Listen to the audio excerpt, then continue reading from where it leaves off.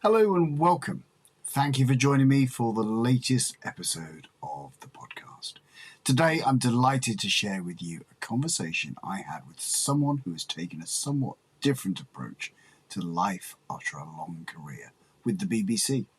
Approaching retirement and frustrated with her job, Siobhan Daniels made a big decision to start living life on her own terms, rather than feeling broken, voiceless, and hiding from life's challenges. She took early retirement, swapped her possessions for a motorhome, and drove off to find them. Since that day, 5 years ago, Siobhan has published a book she called The Retirement Rebel. One woman, one motorhome, one great big adventure. An honest and uplifting story of how one woman stepped off the merry-go-round of life. Through her podcast, public speaking, and book, Siobhan is keen to show older women they can have their adventures and age positively. So, without further ado, here's Siobhan to share her story of a rebellious retirement. Welcome to the Retirement Café Podcast, Siobhan Daniels. Good morning. It's lovely to join you on your podcast. Thank you very much for asking me. Well, you know, the retirement rebel. This is what we want to hear about. So tell me, how have you become the retirement rebel? Tell me about yourself, Siobhan. Oh, goodness me. Well, basically, I'm just rebelling against what I thought society felt pensioners should do and retirees should do. When I was in my mid-50s and I was planning to retire, I was in a bit of a pickle just with life in general, like a lot of people find themselves in their mid-50s. I'd had operations for precancerous cells, family had died, I was feeling marginalized and bullied at work. I was lost. And so I just thought, I want to retire, I need to retire, I need to find my happy place. But all the images and things I was seeing of how older people were treated, I was thinking I couldn't relate to it. So I sort of went into my retirement saying I was going to shout from the rooftops, this is not what I'm going to do in my 60s.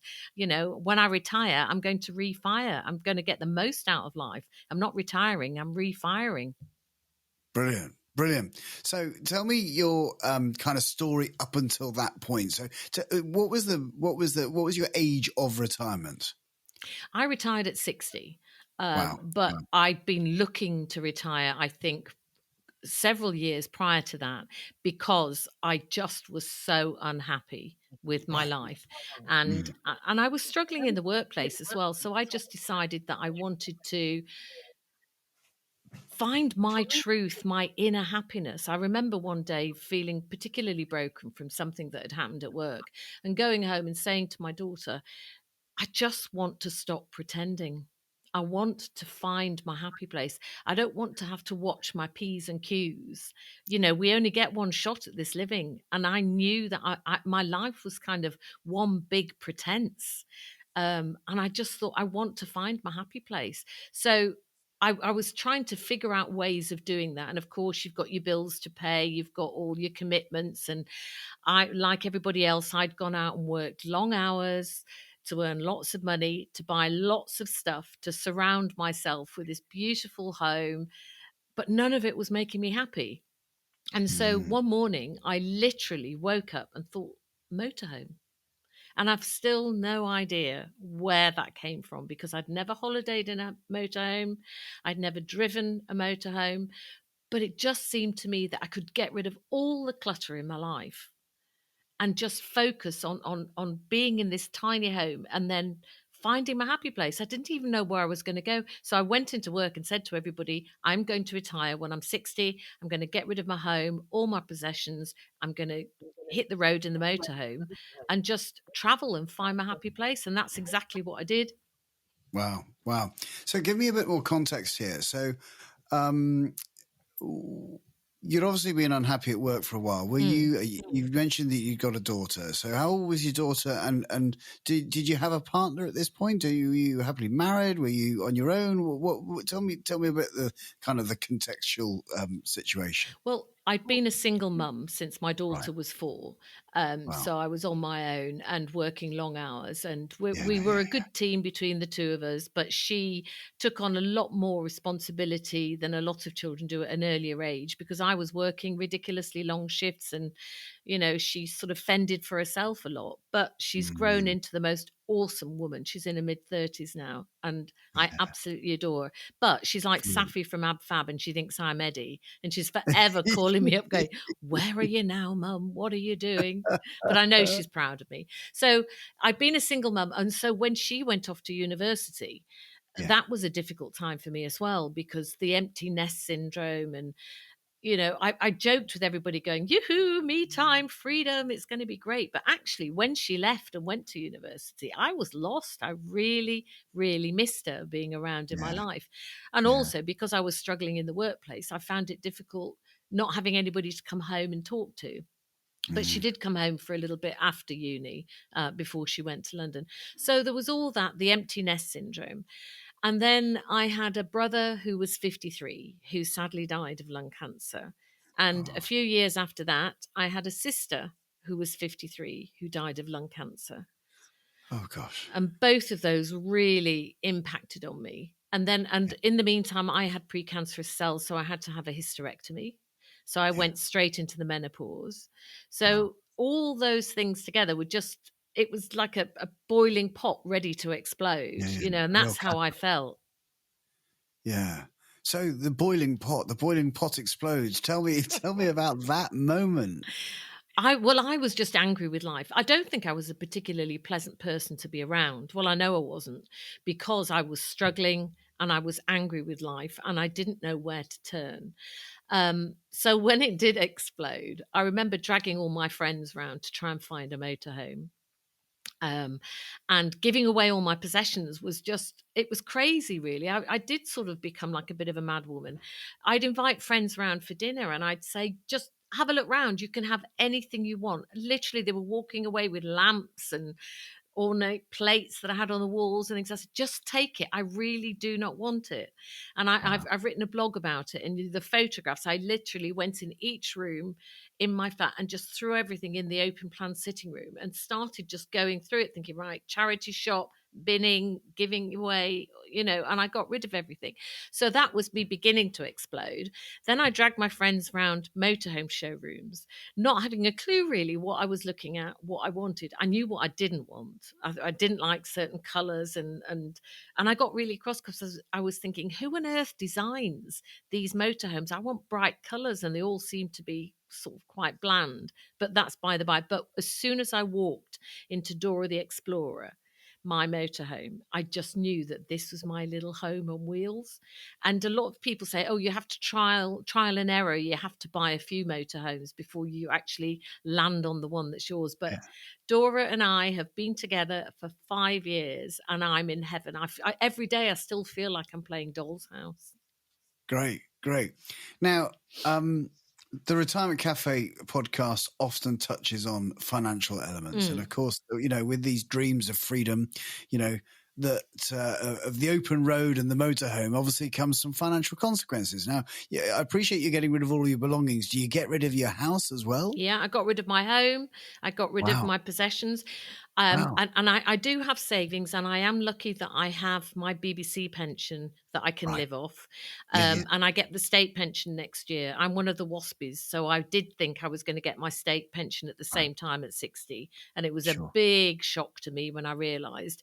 But by then I'd gone so far down the road, I thought, I'll just cut my cloth accordingly. I mm, can live simply. And it also helped me to find myself even more because I really did find that you can live on very little. I used to splash the cash. My nickname was Champagne Siobhan. I was forever having dinner parties and bottles of bubbles, and it was, that's the way yeah, I lived my life. I mm, didn't take financial responsibility, I don't think. But now I realize I don't need anywhere near that amount of money. I can live with far less. And I really genuinely am happier.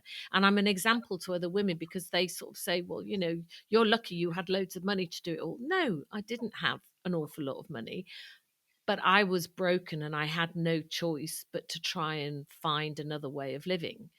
Mm. And I think we all get bogged down with thinking we have to go out, we have to earn all this money, we have to surround ourselves with all these belongings to achieve happiness. And actually, what was happening to me was I was just existing, paying bill after bill after bill and sorting everything out and not living. Now I'm actually living. I've given myself the space and the time to really enjoy my life. And I do. I am happy. I know it sounds smug, but after all those years of being feeling lost and not feeling worthy and not feeling good enough, I do know I am good enough, I am worthy, and I am enough. And all that's happened to me by just downsizing and not spending as much. Yeah, yeah, interesting. Really fascinating. So, where did you go? Where have you been? Where are you going? Oh my goodness. Well, I turned the key in the ignition in 2019 and I just really didn't have a clue where I was going. And I remember sort of crying and giggling both at the same time, thinking, what on earth are you doing? But I just had this inner belief that somehow it was all going to work out. And being a Yorkshire lass, I'd lived down in Kent for over 20 years working at the BBC down there. um, my first instinct was to head towards Yorkshire. And that's what I did. I drove up towards Harrogate and I found a little farm and I parked up on a farm and camped there. Hadn't a clue what I was doing. But the first time I saw the sunrise in the morning, I remember getting up, watching the sunrise, walking around in my gym jams and just looking and thinking, I've done the right thing. I just know I've Mm. done the right thing. And luckily for me, there was a couple there that gave me lots of little tips and things. They were fascinated by the fact that I couldn't even figure out how to fill my water tank. I had a pink love heart bucket and a watering can, and I was going backwards and forwards filling my tank. And they actually moved the chairs and kind of looked, and I was their entertainment, and they were looking at me as if to say, "What on earth is she doing?"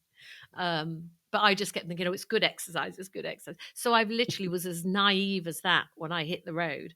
So I went there and then I headed off up to Scotland because I got to grips eventually with the logistics of looking of living in the motorhome, but I still hadn't tackled mentally the reasons why I'd needed to do all this. And I used to joke with people at work. I used to say, I just feel like going to the edge of a lock and screaming. I was so frustrated with life. And I thought, why not? And I don't know to this day why I chose Lochmorlich near Aviemore. I did look around at different locks, but I headed up there. I drove up to Scotland. I went to Aviemore and I went to the edge of the loch. And I said to the people who had the site, because part of it was closed because it was winter, I think it was end of January, February time. And I said, look, I need my space. I'm just sort of trying to find myself. Is there a quiet bit I can go to? And they were really lovely. They let me park in the trees near the beach bit. And one night I just got up in the middle of the night, walked to the other side of the loch, and I just screamed like a banshee. I don't know what the wildlife thought I was doing, but I screamed like a banshee. And I had the conversations with my father from difficult things in my childhood, with people I felt had treated me unfairly in my life and of the work, and grieved my brother and sister, and I just got it all out. Wow. And then just found this piece and thought, right, that's it. Leave it, park it there, use it as fire in your belly to make sure no other woman feels the way that you ended up feeling. And that's basically what I've done. I call myself a pro-age campaigner and retirement rebel. And I'm just shouting to anybody who'll listen that life doesn't have to be like this. We need to really appreciate that we've got one chance at living and we Yeah, need to do it the best way possible. And that's what I've learned from what I'm doing, living my nomadic lifestyle. yeah, yeah. So, it brings us to a kind of your current status. You don't look like you're in a van today. Um, where where are you at now, and what are your plans going forward?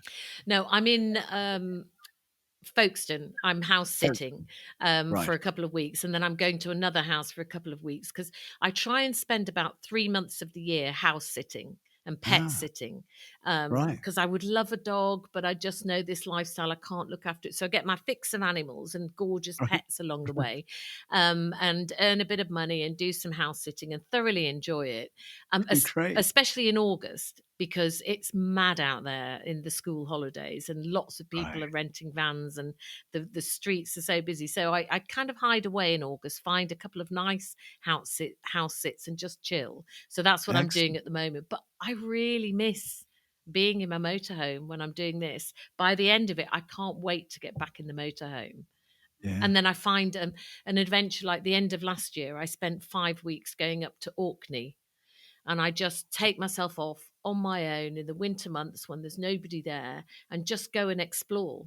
I Amazing. literally explore. I don't know where I'm going to go, what I'm going to do, but I get to chat to the locals. I get to find myself. I get to see the northern lights and experience incredible things.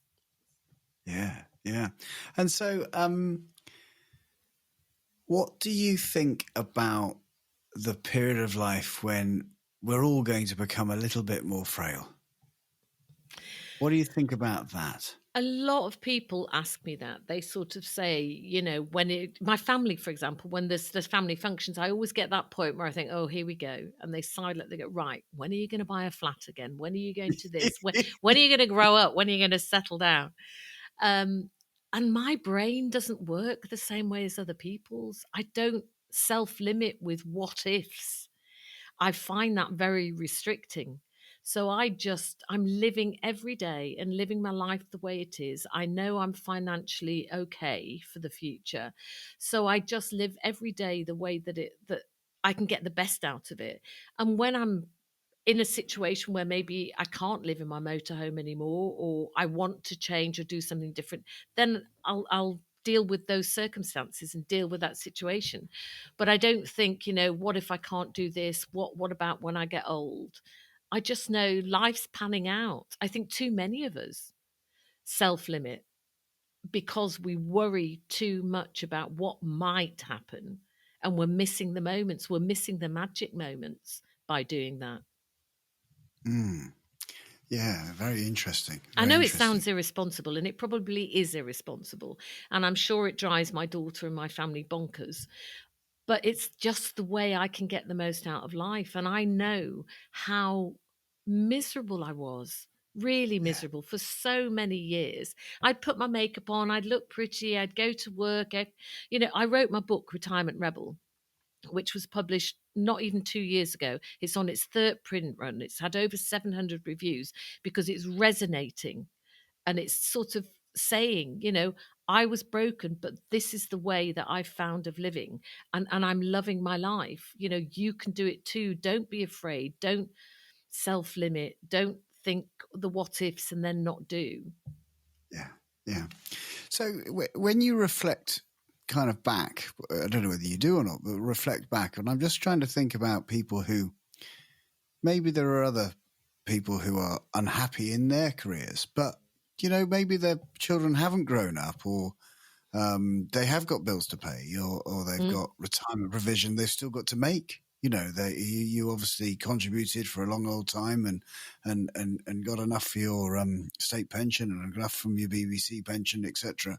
But some people will be stuck in the middle of that turmoil of possibly unfulfilled in their work, and feeling, what is it all for? What for people, if you look back to that time, they possibly are unable at the moment to break free from the bubbling cauldron, as you call it.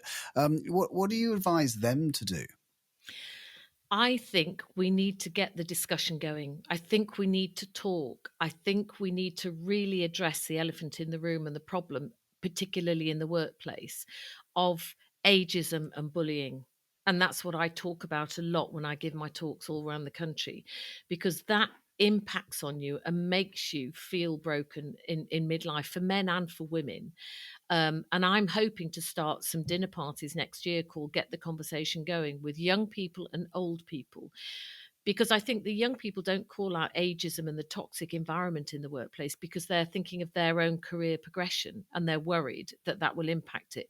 The older people don't say anything because they're hanging on with their fingernails onto a job because they're frightened they wouldn't get another job because they're too old, and they can't get the pension now till they're nearly 70. So that's 15 years of toxic environments in lots of different workplaces. And I'm finding this out more and more as I'm giving my talks. People queue up when I'm signing my books afterwards and want to talk to me and say, I'm in that position at work. I'm in that position in my life. And too many people are coming to me now over the last 2 years of giving my talks.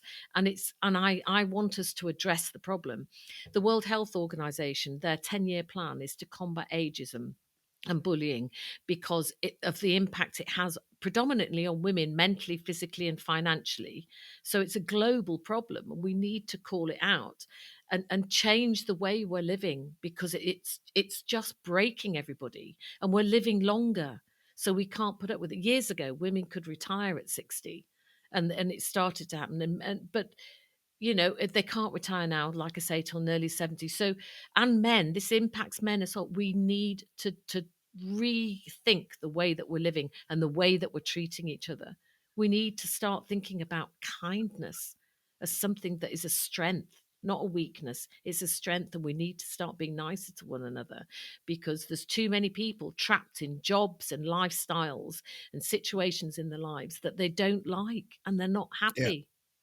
So really focusing on that for someone who is, this is really resonating with them, but they're feeling trapped. What do they do?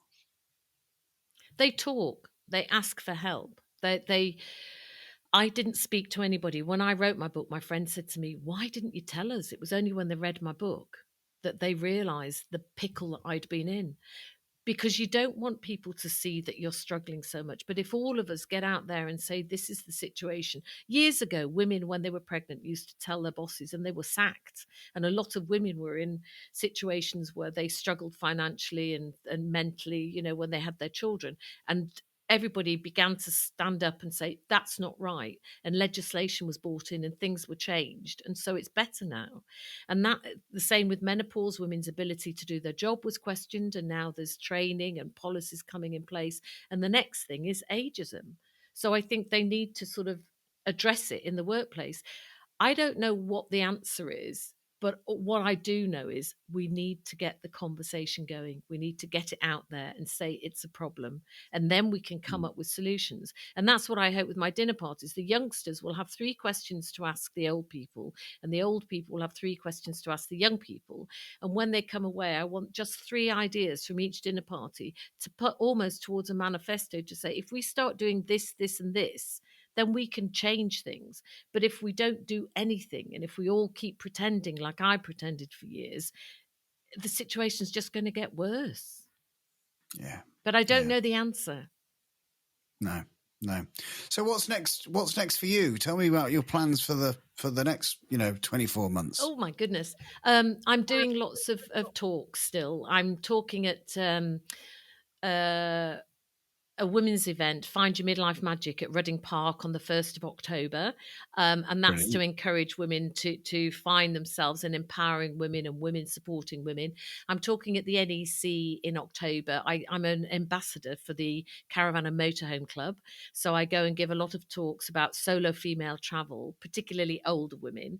And they've sent me to France last year to say, at 64, you're not too old. It's not too late to drive a motorhome on the other side of the road for the first time. And I did it. Yay. And they're actually sending me to Spain at the beginning of next year to do one of their holidays for older people on the campsites where they've got activities. Again, I've never been to Spain, never driven my motorhome there. So I'll be 65 driving for the first time. So I'm just trying to inspire women. And then I'm actually beginning to plan a trip to go to Alaska.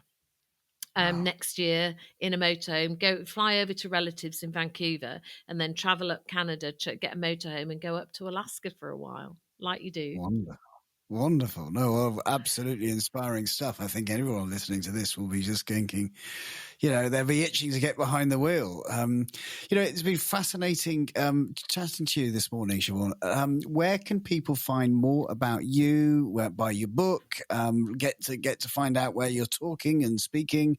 Tell us all about your socials. I've got a website which is Siobhan Shuvoff. SHUVON and that's my Instagram tag as well, Siobhan Shuvoff. I'm on Facebook under Siobhan Daniels. I've got Retirement Rebel .co.uk is where you can find my podcast, because I've started a podcast called Retirement Rebel Life After 60. And it's just ordinary women talking about their lives in their 60s, 70s, 80s, and beyond. Because I got sick of hearing just 55 plus and 50 plus, as if we fall off the edge after that. I want to hear from 60-year-olds, 70-year-olds, 80-year-olds. So that's my podcast on retirementrebel.co.uk. And that will tell people where I'm talking and what I'm doing. But keep in touch. Brilliant. Well, fascinating talking to you this morning. Thanks so much for your time. Lovely to find you just trapped in four walls just for a little while. I'll be out on the open road again, though. Fantastic. Well, I look forward to hearing all about the ongoing adventure of the Retirement Rebel. Thanks for your time, Siobhan. My absolute pleasure. It's been lovely talking to you. Thanks once again to Siobhan Daniels for joining me today. You can find links to Siobhan's book, podcast, and website in the show notes. If you found this episode helpful, please leave us a review on Apple Podcasts, as it really does help more people like you find us. And for more interviews and retirement planning videos, you might want to check out my YouTube channel. Just search for the Retirement Cafe with Justin King. Or you can click the link in the show notes. To get in touch with feedback or guest ideas, you can reach me on hello@theretirementcafe.co.uk. So until next time, I'm Justin King, helping you feel more informed in your retirement.